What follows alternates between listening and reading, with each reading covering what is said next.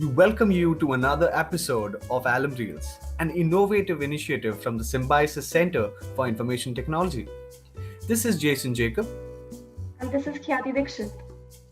And here we are with an exciting, uplifting, and innovative discussion to learn, grow, and explore the techno-managerial world which you are all waiting to dwell and swim across.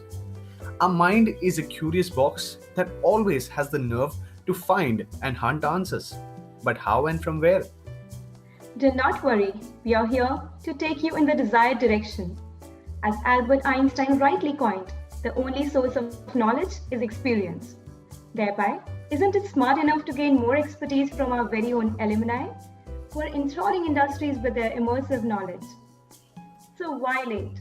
Alert your mind and welcome the next episode of Alum Reels, where knowledge envisions wisdom. As promised, we do not fail to surprise you by welcoming our esteemed alumni, the Pride Badges of Symbiosis Center for Information Technology, Pune.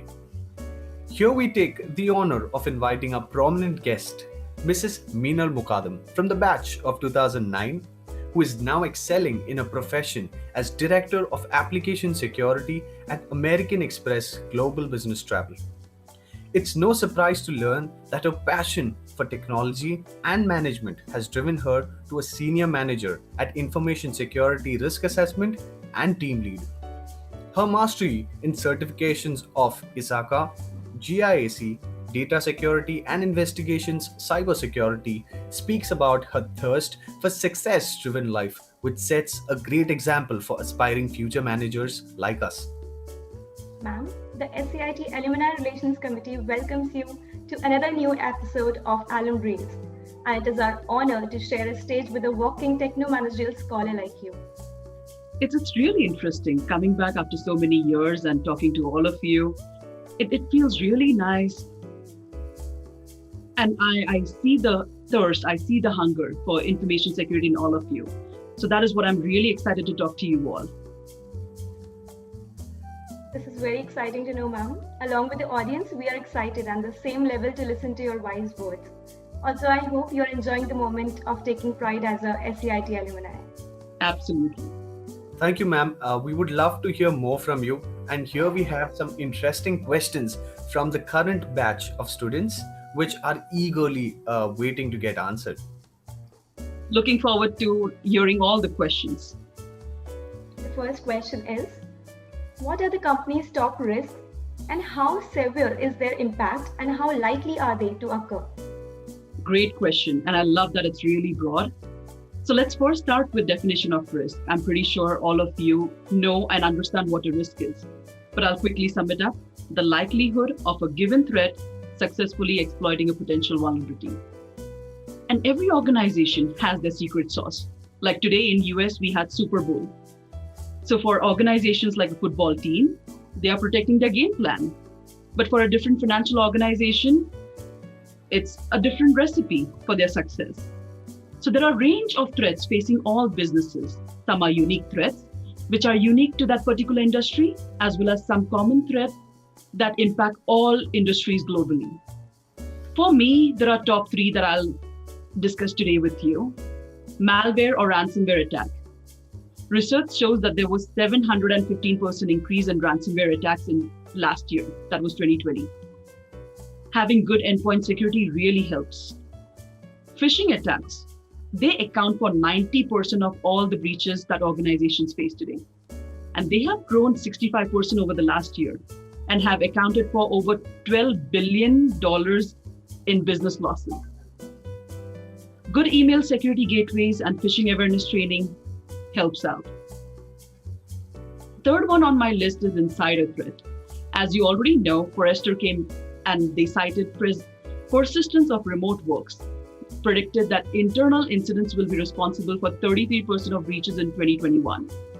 And there'll be 8% increase, and of those increase, third of incidents will be caused by internal threat actors.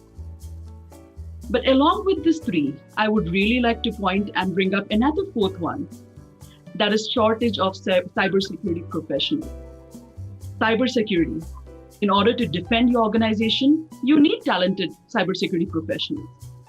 we have a talent crunch now, and it's predicted to create 3.5 million unfulfilled jobs in cybersecurity in 2021. And to scale up, we need SCITs to fill the gap so that we get the much required talent. So it's not just SCITs, but folks or resources globally. Thank you, ma'am, for answering this question. Now the next question is, does being compliant to any standard is effective in combating risk? I personally believe security compliances and standards are really good tools. They're great building blocks to build a holistic security program. I have my personal favorites, and I'll bring up my personal favorites here. ISO 27001 and Payment Card Industry Data Security Standard, also known as PCI DSS. Can you use it just as is? No, it's not one size fits all solution. Let's take an example here. If you buy a Ferrari tomorrow, would you park your Ferrari on the street? I see all the smiles, so I think all your answers are no, you won't. No, ma'am. You will have a garage to keep your 600K investment safe. At the same time, if you need to safeguard a $200 bike from theft, a simple chain lock is sufficient. Similarly, hybrid security frameworks, it's recommended, it's a great approach for any kind of organization because it needs to be tailored to outline specific security controls and industry regulatory requirements. But the most important factor, it needs to be customized to meet the organization's business objectives and to fit its risk appetite. Thank you so much, ma'am. That was very rightly said by you. And moving on to the next question. How is an IT audit carried out? What are the steps involved in the process? Again, a really good question. And this is a line that I say to all my team members. Think like a hacker, act like an auditor before they go and carry out any audits or risk assessments. Planning, fieldwork documentation, and reporting are the three main steps. And what happens in those steps? So to do a successful IT audit, first you have to understand what are you trying to protect. What is the organization's objective that audit is trying to achieve? To ensure effective test, what controls need to be tested?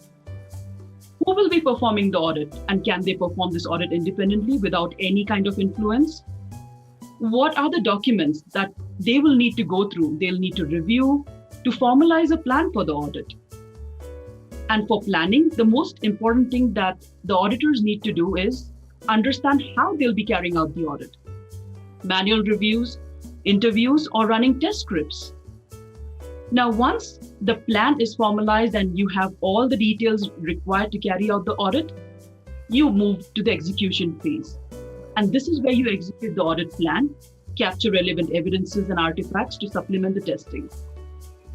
After you have gathered all this required documents, screenshot, evidences, then you work on the reporting phase. And that is where you capture the outcome of the audit. What are the issues that were uncovered? What is the risk rating of those issues? And then you document it to present it to the right audience. So an auditor even has to know who they're presenting this to. Provide recommendations. If it's for a technical team, make sure the technical team understands the recommendation. It's for the top management. Share the strategies that will help fix those issues or vulnerabilities.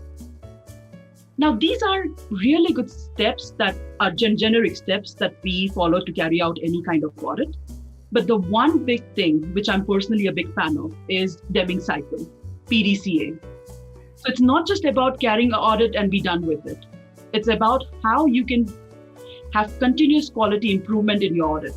Lessons learned that feed back to your audit process, and then you start, and it's a continuous cycle of plan, do, check, act. So what do you guys? Thank you so much, ma'am. Think like a hacker, act like an auditor. I think those are the words which will stay with me and with the viewers for a very long time. Thank you so much for answering that, ma'am. All right, moving on to the next question. What network controls would you recommend to strengthen the network security of an organization, ma'am? Again, a really good question. So there are a few ways how I look at network security. First, from a deploy phase, how to maintain security, and then what do we do in the test phase. So I'll cover all these phases to make sure I provide you recommendations for network security. In deploy phase, we start with the basic asset that we are trying to deploy. It can be a simple server that we are trying to deploy, but before deploying that server, there are a couple of steps that we do. We secure and harden that device. We make sure there are proper guidelines and hardening policies that we follow. Example, taking off the defaults, making sure it doesn't have the default password. So there are multiple steps like this that we follow for hardening any devices. Next, and one of the important controls is making sure we follow principle of least privileges while we deploy access control. Third, perimeter defense. Now we have to deploy this asset somewhere. It needs to be protected based on the information it has. So it needs to be deployed in a proper segment. Say, for example, if it's a card payment device, so it needs to be properly placed in card data environment, which is also known as CDE environment. If it's a regular device which doesn't have any sensitive information, it can be kept in the shared resources space. So network segmentation. And once there are proper network segmentation, we think about perimeter defense. What do we do? How and where do we place what level of firewalls to guard those assets? And proper firewall rules. Now, hardening is not. We also have to make sure we have proper endpoint protective agents on the system, like antivirus. It's an agent that is deployed on the asset itself to protect the asset. When we look at assets, we think mostly about servers, but that's not one game all. We also have to think about mobile devices, Internet of Things, shadow IT devices, and have plans for all these kinds of devices when we think about IT sources and different systems that we will have in the environment. Next phase is how to maintain a good security. That is the maintain phase. And in this phase, we have to ensure there are proper and regular patches that are deployed on those servers or on the systems. Logs from all these servers are sent to a proper SIM solution, which is Security Information and Events Management Solution, so that we monitor for any security alert. If there are any attacks on the server, we need to understand those, and that's what the device helps us out with. If the device is no longer needed, in the life cycle it has done its job, no longer needed, we have to purge this data and purge this device. So we are taking this device off the chain, or if it can be reused, the data is properly purged and reused. Information security awareness training has to be deployed based on the user and has to be tweaked on who is going to utilize those devices, so that users know how to securely handle those devices. And in the test phase, there are two ways how we look at security and when we set up processes. One is a maker process and the second one is the checker process. So we come to the checker part of it. In checker process, we make sure we continuously understand what the threat actors are, what the threat to those assets are, and we stay on top of those active threats. Second is carrying out regular vulnerability scans, periodic vulnerability scans, and penetration tests on the perimeter, on the devices, applications, as well as infrastructure. So over to you guys. Thank you for answering that question, ma'am. Moving on to the next question. We would like to learn about what are the phases of network penetration. Again, a really good broad question. So I just won't give you the answer here, but I'll even tell a couple of learnings, what I've learned over the years.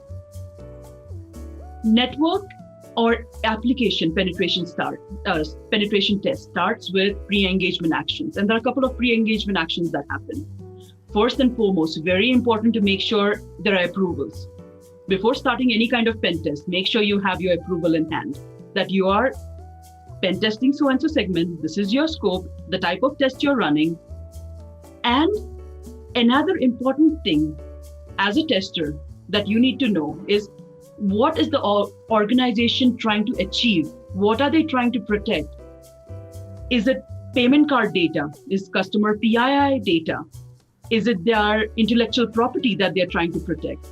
And all these questions will give you the right answer and will set the goals for the penetration tester.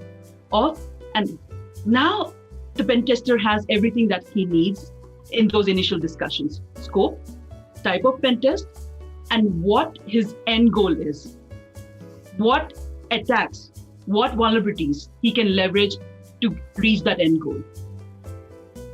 Second step is we start gradually with either a passive reconnaissance or an active reconnaissance, which involves scannings or at least or going through different sites, understanding how the web application is, performing Google searches, performing searches on job sites to understand the technology.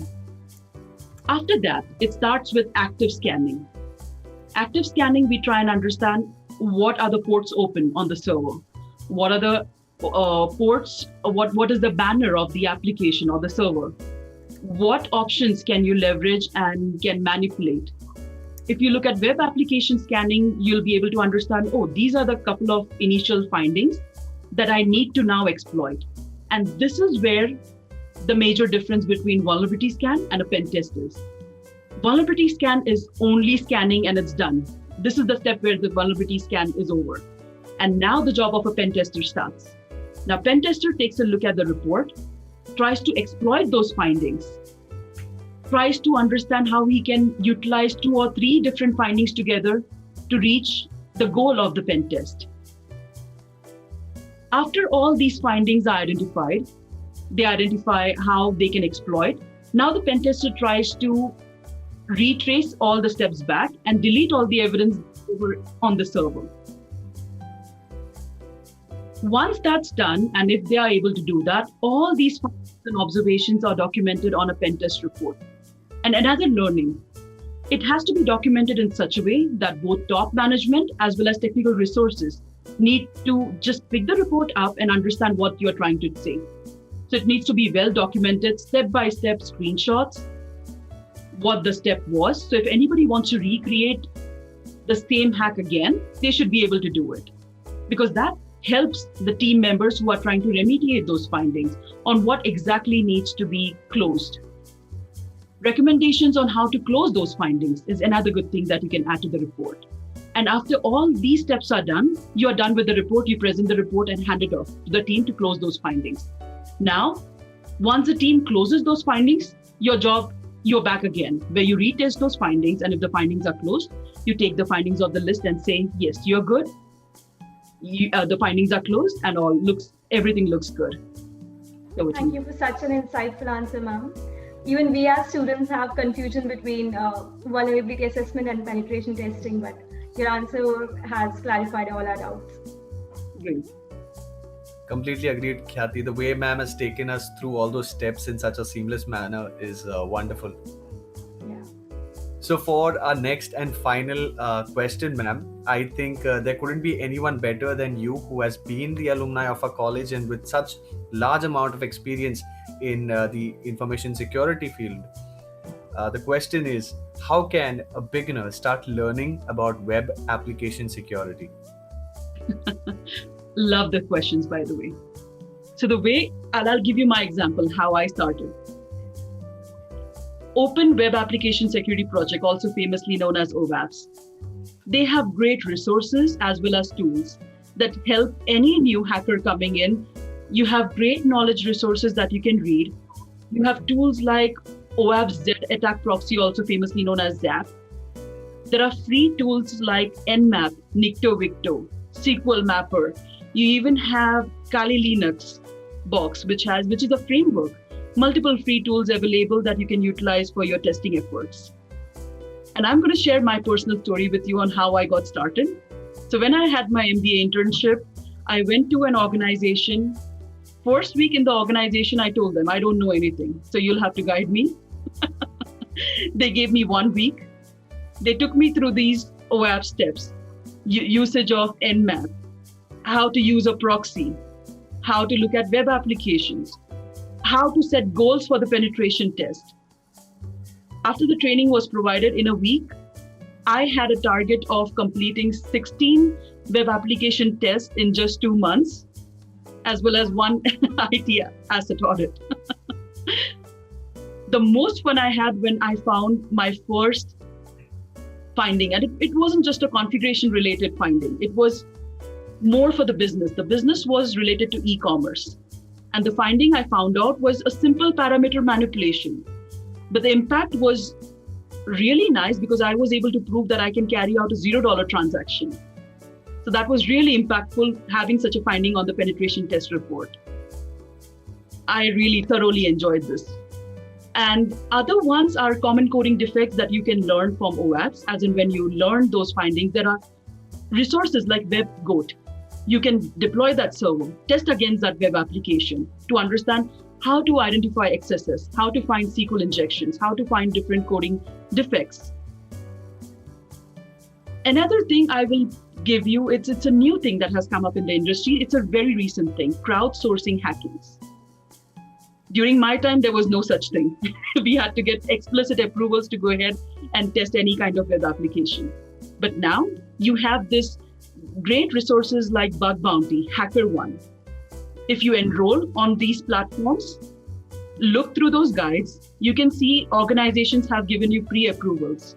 You just have to understand the disclaimer. You have to understand what's being tested, what is out of scope, and then you can start your testing. And it's a win-win for you because you get to learn. And not just that, if you have any finding, you get to earn bounties. So wish you all the best. And I'm really hoping there are multiple penetration testers as well as great IT auditors coming out of this year's batch. Absolutely, ma'am. Ma'am, thank you so much for answering all of our questions and enlightening us with the vast amount of knowledge and wisdom that you possess. Wasn't it a fantastic and productive session, Khyati? Yeah, yes, indeed, Jason. And I hope most of the curious minds who are watching the episode got precious orchestration. Thank you so much, ma'am, for your valuable time and precious advice that you have shared with us. Thank you so much, all. This was a fantastic session. And I'm very happy that I was able to meet you all, have a couple of words with you. You had really fabulous questions. And it shows how passionate you are about information security, and that really excites me. So wish you all the best. I'm here if you have questions in the future or if you would like to connect. So let's do that. And I'll be happy to share as much as I know with you, as well as I want to, again, make sure I contribute to SCIT and give it back. Absolutely, It has given me so much.